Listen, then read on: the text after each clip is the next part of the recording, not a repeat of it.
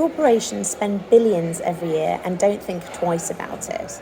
On behavioural science research, neuroscience research, marketing, data analytics, all to see who buys their products and who doesn't buy their products and why. What is the kind of language they need to use? What are the activities they need to employ? What are the images people want to see on the screen? How do people want to feel about themselves? What are their motivations? And how can they sell to those people and their families? Now, we can see that that is a really smart corporate approach. And, we are where we are, having to halve emissions by 2030, partly as a result of that approach. We've not realised how there are consequences to our actions, then perhaps we don't need that 5th jumper or 20th LOL doll, etc., etc. But we are where we are. 75% of the British public say that they're concerned about climate change. But it's clear that only 5 or 10% of the public are actually taking action to make real changes to their living, to make it more sustainable, whether that's around food, transport, wasting less, or energy. 10% of the country is not going to get us to half emissions by 2030. So we need to change that. We need to understand why people aren't engaging and why people are engaging passively but not actively.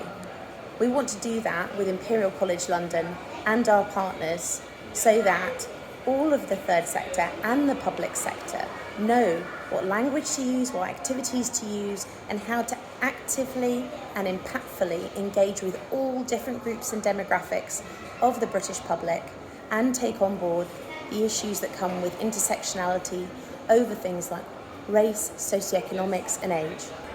We all need to feel that we have a part to play, and we do have a part to play. So the research needs to be done to work out how those of us who are trying to support the public can do it as best as possible. So we've set up a pilot community sustainability hub in South East London, and we are working with an amazing research team from Imperial College London to identify what language you need to use, what activities you need to use, what type of media people want to hear through.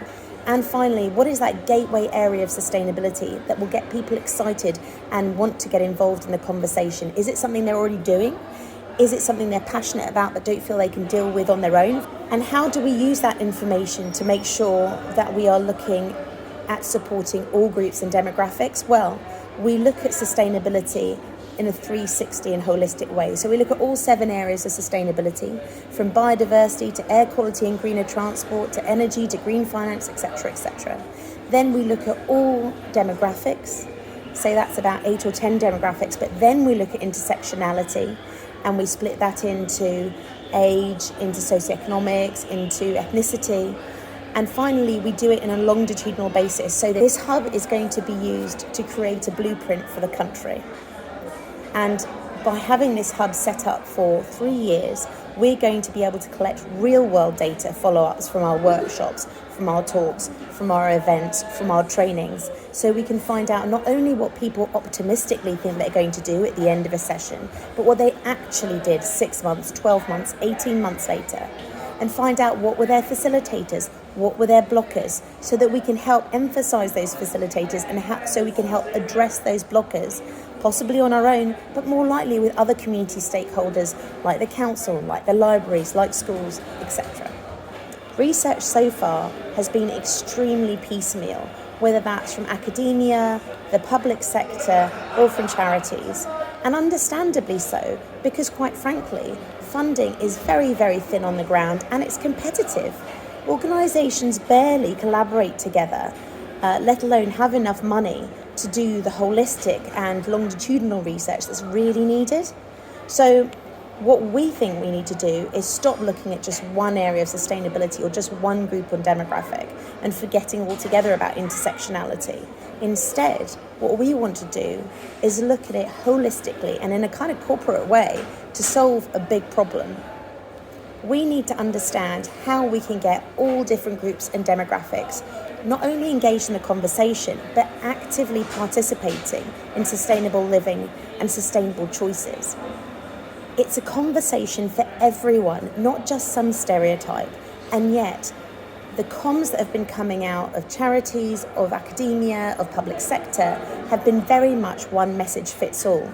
So we have a situation where we have 75% of the population saying that they're concerned about climate change, and a huge rise in eco-anxiety across the board, especially in the younger demographics.